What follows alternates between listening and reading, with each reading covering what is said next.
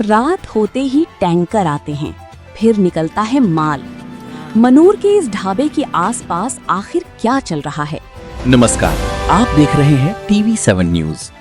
मुंबई अहमदाबाद महामार्ग पर मनोर के पास एक ढाबे के आसपास रात के समय टैंकरों की कथित संदिग्ध गतिविधियों को लेकर गंभीर शिकायत सामने आई है। शिकायत में पेट्रोल, डीजल, केमिकल और ऑयल जैसे पदार्थों को टैंकरों से कथित तौर पर निकालकर बेचने के आरोप लगाए गए हैं। इतना ही नहीं, शिकायत में फर्जी बिलों के जरिए माल की बिक्री और कथित पुलिस संरक्षण के भी गंभीर आरोप हैं। हालांकि इन सभी आरोपों की स्वतंत्र पुष्टि अभी नहीं हुई है। तो आखिर इस पूरे मामले की सच्चाई क्या है? क्या वाकई कोई संगठित नेटवर्क काम कर रहा है या फिर शिकायत में लगाए गए आरोप ही बेबुनियाद हैं?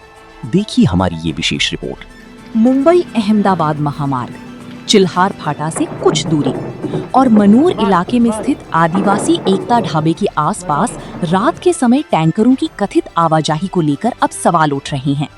स्थानीय शिकायत में आरोप लगाया गया है कि देर रात से सुबह तक कुछ टैंकर यहां रुकते हैं और उनसे पेट्रोलियम पदार्थ, डीजल, केमिकल और ऑयल जैसे माल को कथित तौर पर बाहर निकाला जाता है। आरोप ये भी है कि कुछ टैंकर चालक आर्थिक लाभ के लिए माल का हिस्सा बाहर निकालने में कथित रूप से सहयोग करते हैं। इसके बाद इस माल की अवैध बिक्री किए जाने का दावा शिकायत में किया गया है। लेकिन यहाँ साफ कर दें, इन आरोपों की स्वतंत्र पुष्टि अभी बाकी है। शिकायत में कुछ स्थानीय व्यक्तियों, ढाबा संचालक और जमीन मालिक की कथित भूमिका की जांच की मांग की गई है। अब सवाल ये है कि क्या ये महज आरोप हैं या फिर इनके पीछे कोई संगठित नेटवर्क मौजूद है। मामले में फर्जी बिलों के इस्तेमाल के भी आरोप लगाए गए हैं। अगर जांच में ये आरोप सही पाए जाते हैं तो मामला सिर्फ कथित चोरी तक सीमित नहीं रहेगा। फर्जी दस्तावेज, GST और कर संबंधी अनियमितता, अवैध भंडारण और ज्वलनशील पदार्थों की अनधिकृत हैंडलिंग जैसी पहलुओं की भी जांच करनी पड़ सकती है। सबसे गंभीर आरोप पुलिस संरक्षण को लेकर है।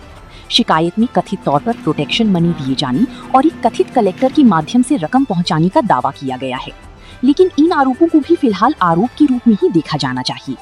अब सवाल पुलिस की भूमिका पर भी उठ रहा है। शिकायतकर्ता का दावा है कि शिकायतों के बावजूद वरिष्ठ अधिकारियों को कथित तौर पर ये बताया गया कि इलाके में कोई अवैध कारोबार शुरू नहीं है। अगर ये दावा सही है तो सवाल गंभीर है। क्या वरिष्ठ अधिकारियों तक सही जानकारी पहुंच रही है? क्या शिकायतों की पर्याप्त जांच हुई या फिर शिकायत में लगाए गए आरोप ही गलत हैं? इन सवालों का जवाब निष्पक्ष जांच से ही मिल सकता है। जांच में CCTV फुटेज सबसे अहम कड़ी साबित हो सकता है।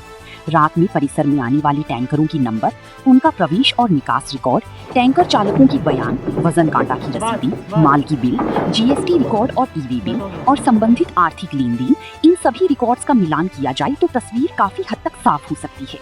अगर पेट्रोलियम या ज्वलनशील पदार्थों का अवैध भंडारण या बिक्री सामने आती है तो सिर्फ पुलिस ही नहीं बल्कि संबंधित राजस्व, GST, अग्निशमन और पेट्रोलियम प्राधिकरणों की ओर से भी जांच की जरूरत पड़ सकती है। अब निगाहें पालघर पुलिस प्रशासन पर टिकी हैं। क्या शिकायत में लगाई गई आरोपों की निष्पक्ष जांच होगी? क्या संबंधित पुलिस अधिकारियों या कर्मचारियों की भूमिका की जांच की जाएगी? क्या CCTV, टैंकर नंबर, बिल और वित्तीय लेन देन की जांच होगी? इसका जवाब जांच के बाद ही साफ हो पाएगा। फिलहाल सबसे बड़ा सवाल यही है, मनूर में रात के समय टैंकरों की ये संदिग्ध आवाजाही आखिर किस बात का संकेत है? क्या ये सिर्फ एक ढाबे के आसपास की गतिविधि है या फिर किसी बड़े कथित नेटवर्क की कड़ी? सच क्या है, इसका फैसला आरोप नहीं बल्कि निष्पक्ष जांच और ठोस सबूत करेंगे।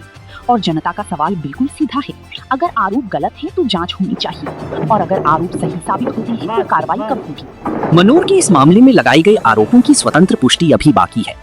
अगर आपके पास इस मामले से जुड़े सत्यापित दस्तावेज, आधिकारिक शिकायत या जांच से संबंधित जानकारी है तो उसे जिम्मेदारी से सामने लाया जाना चाहिए। वीडियो पसंद आया हो तो लाइक करें, शेयर करें और ऐसी ही ग्राउंड रिपोर्ट के लिए चैनल को सब्सक्राइब जरूर करें।